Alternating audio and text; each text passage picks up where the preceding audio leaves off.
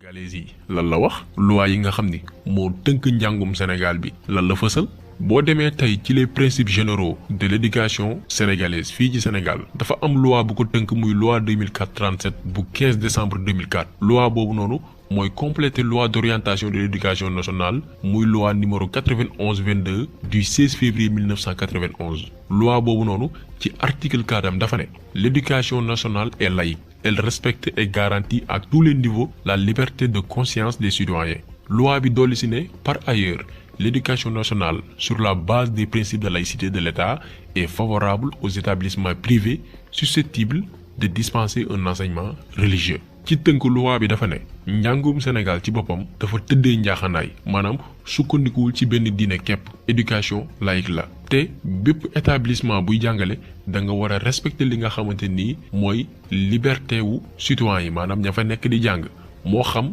bépp diine bu ñu tënku te lépp nag ci principe bu laïcité état bu Sénégal. article 5 même texte législatif boobu noonu dolli ci ne éducation nationale bu Sénégal dafa démocratique maanaam dafa war a jox bépp doomu Sénégal ay chances égales de réussite maanaam bépp doomu Sénégal da leen wala tollale ngir ñu mën a tekki seen àdduna bépp école da nga war a yamale bépp doomu sénégalais moo xam muy jullit moo xam muy catholique moo xam mu tënku ci beneen diine may ko même niveau de formation boo xamante ni méngoo nag ay mën-mënam ci wàllum xel ak ci wàllum yaramam bu mu am xàjj ak seen ci wàllum sexe bu mu am xàjj ak seen ci wàllu origine sociale am moo xam ci raasam tamit wala xeet bi mu bokk wala diine bu mu bokk dem sax ba ne nationalité bu mu bokk même bu yemul ci Sénégal war ñu def xàjj ak seen ci beneen xale boo xamante ni bitim réew la jógee ñëw bëgg a jàng fii Sénégal loolu article 5 bu législation bi nga xam ni moo tënk éducation bu Sénégal wax donc lii leer na.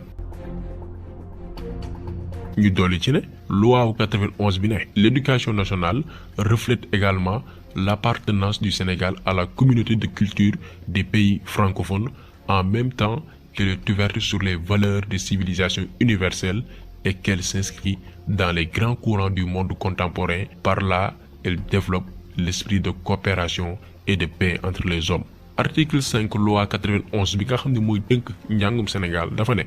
suñu njàng dafa war a méngoog li nga xamante ne ñun mooy suñu réew ni mu bindoo tey Sénégal ni mu bindoo ci wàllum caada mooy catholique yi jullit yi xeet yi daf fi bari ba pare mu am diversité boo xamante ni mooy identifier ñun suñu nekkin maanaam suñu réew ñu ne suñu njàng mi dafa war a méngoog askan wi ni mu bindoo maanaam ci wàllum diversité wàllum xeet wàllum diine wàllum melokaan donc article bi dafa leer.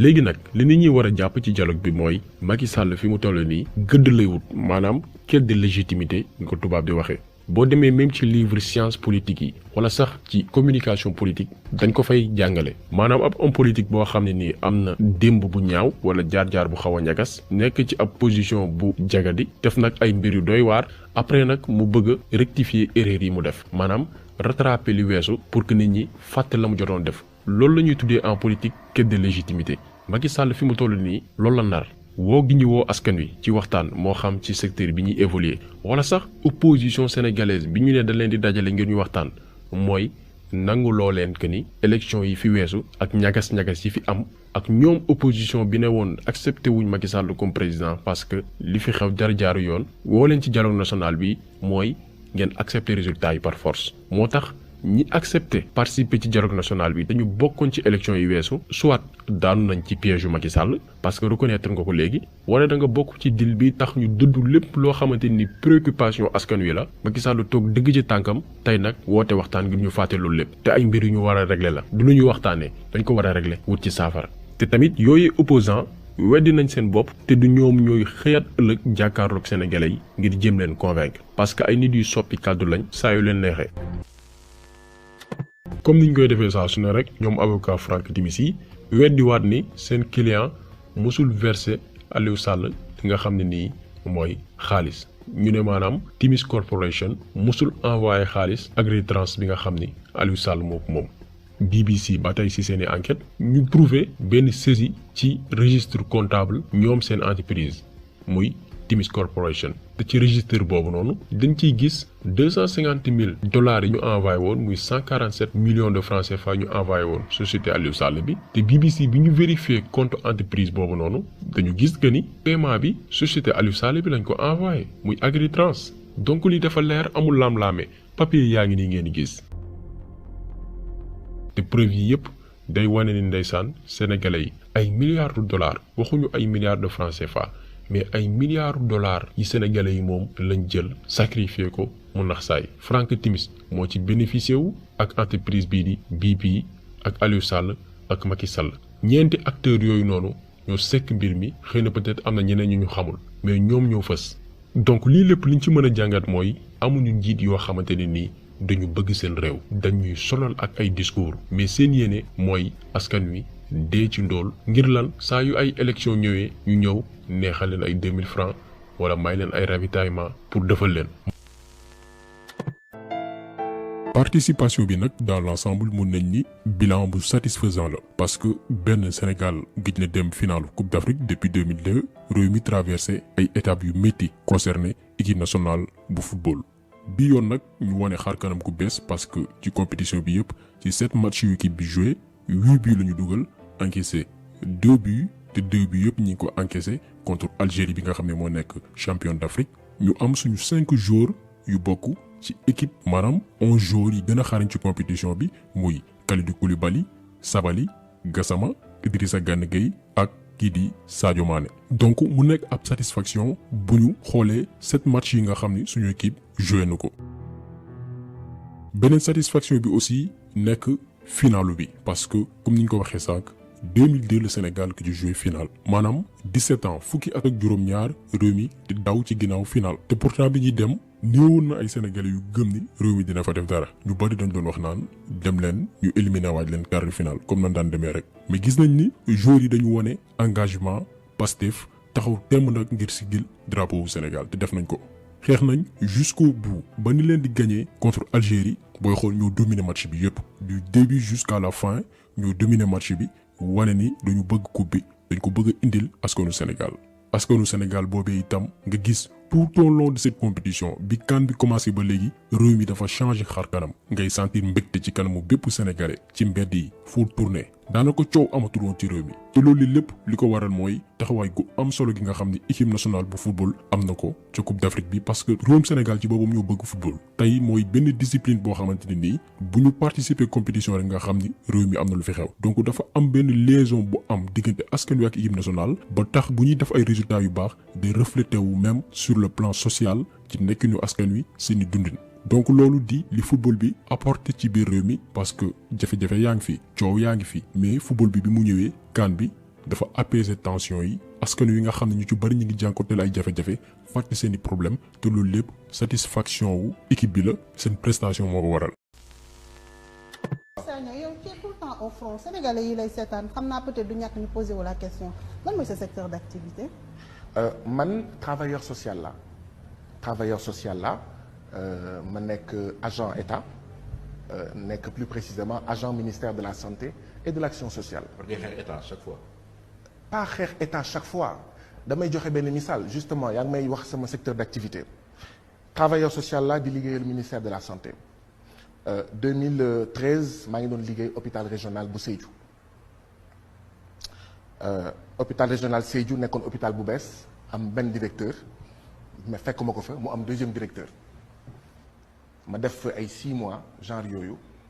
ma xool hôpital bi nu muy doxee ma def benn rapport wane naka le premier directeur ak deuxième directeur bi di lekkee hôpital bi di sàccee mi xaalis hôpital bi ma defar rapport wax ko directeur bi ne ko directeur yaa ngi jël carburant bi di ko may ay kilifa diine di ko may ay gouverneur te waa Sédhiou amuñu sax xaalis bu ñu jëndee ticket hôpital waa Sédhiou amuñu sax xaalis pour fay évacuation de Sédhiou à Kolda ou de Sédhiou à Ziguinchor mais kii rapport baa ngi nii lii la yoon wax na dak ci jàmm ak salaam kenn yëgul bal tàkkul ah directeur bi faale wu ma mu continuer ma woote conférence de presse sama rapport avec des chiffres et tout ma publier ko bi mu amee man maa nekkoon responsable des ressources humaines hôpital régional de Sédhiou mu jëlee ma fa ma nekk simple travailleur social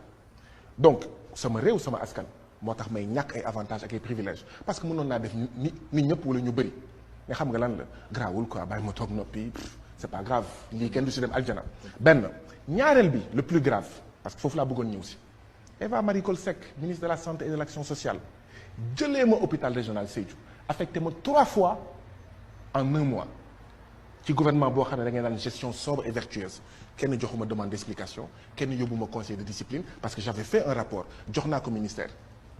loolu mooy sama secteur d'activité alors depuis lors ñu affecté ma ci bâtiment boo xam ne amul ndox amul courant bâtiment bi ça a été déclaré par les services de l'urbanisme bâtiment menaçant de ruine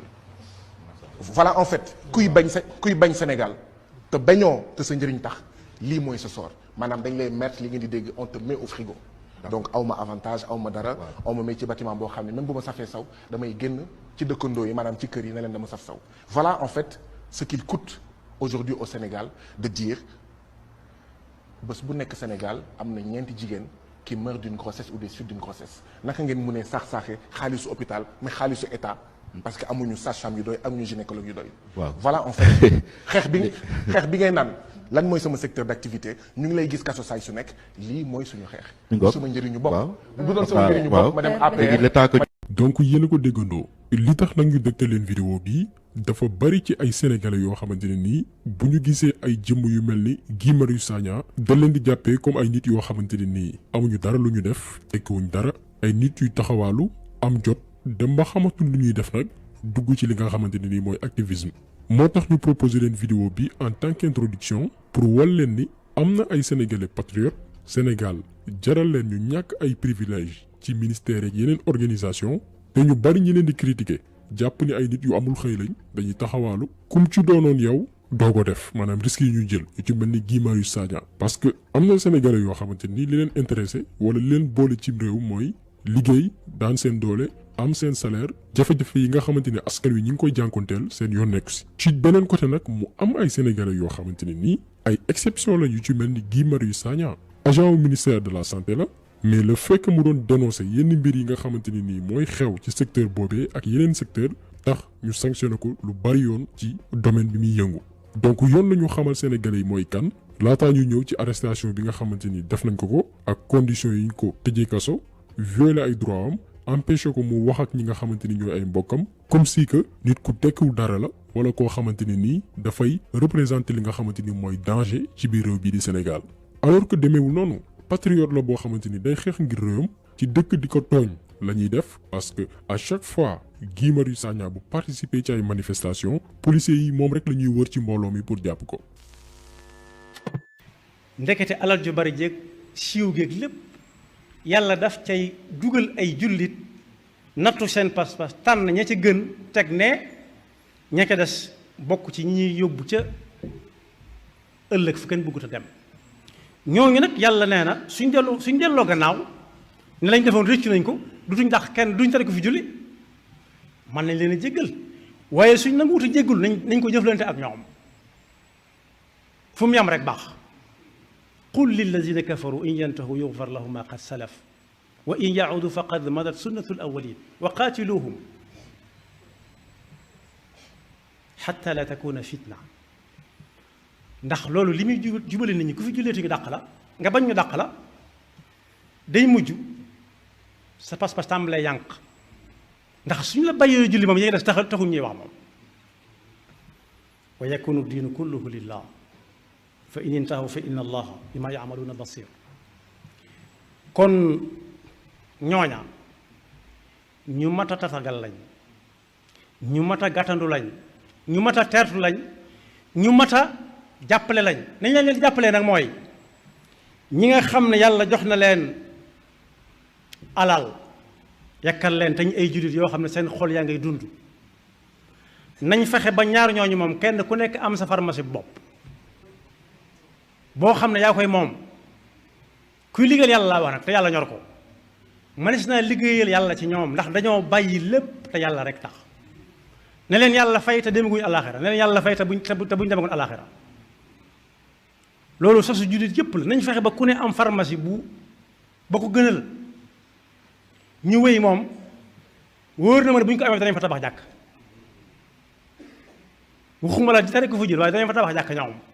kon mbokk ñiy def te yàlla tax te yaakaar ne mu wóor leen ne bu ëllëg yàlla dana leen fay ñaar ñaa ngi noonu ay ca waaye bala ñu see àgg ñi am ay pharmacie ñoom ne kooka tey ay jullit nañ fexe ba ñooy tàmbalee liggéey moom fa saasa la ca dolli ko nag mooy foofee ñu doon liggéeyee moom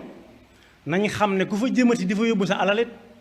yaa ngi cotiser ci koy xeex ak suñu borom subhanahu wa taala soo ko yëgee ak soo ko yëgut te it ay garabam it mat naa teey ay garabam it mat naa teey loolu moom ne ko ñëpp xam li fekk wañ ñu ko wut nañ ko fa bàyyil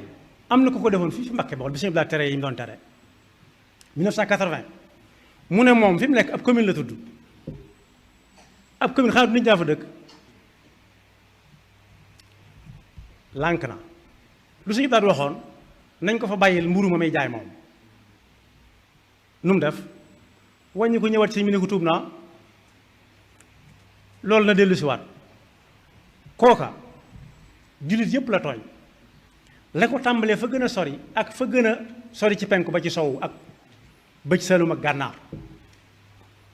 xam naa ne bu doon réew yi nga xam ne jullit yaa ngay dund seenug jullit moom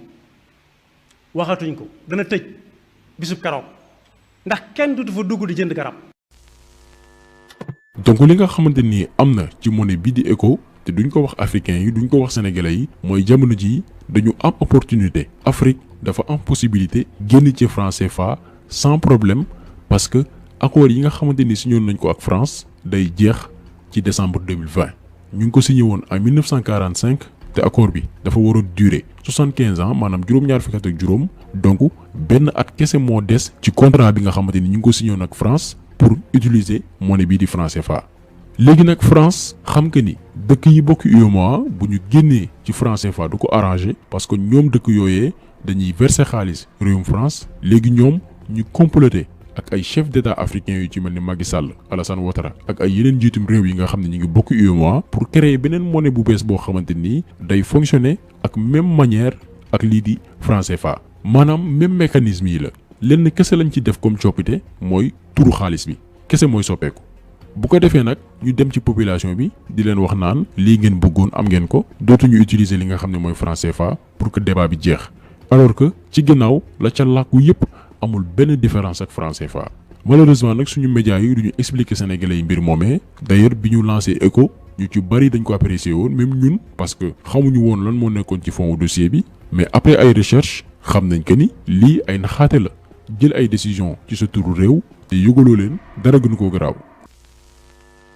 non seulement France delloosiwul définitivement Diassé La Diomaye Tall bi nga xamante ni moom la jébaloon doomam jii di Ahmadou mais daf ñu ko aal maanaam suñu alal la jël di ñu ko aal pour juróomi at te aussi am na yeneen objet yoo xamante ni El Hadji Diomaye Tall moo ko moom te ba tey mi ngi réewum France te dañ ko sàcc muy der bi nga xamante ni doon na ko jullee ak ay photo ak lu toll ci 517 livres maanaam juróomi téeméer ak fukk ak juróom-ñaari téere yoo xamante ni El Hadji Diomaye Tall moo ko bindoon France sàcc ko ba léegi mi ngi fa lànk ne duñu ko delloo. donc cérémonie bi ñu organisé woon palais pour wax que ni dañu delloo Diassé El Hadji Diomaye Tall du leen lu dul ab arnaque comme arnaque yi nga xamante ni suñu njiitu réew yi yàgg nañ ko def ci lëkkaloog France pour nax sénégalais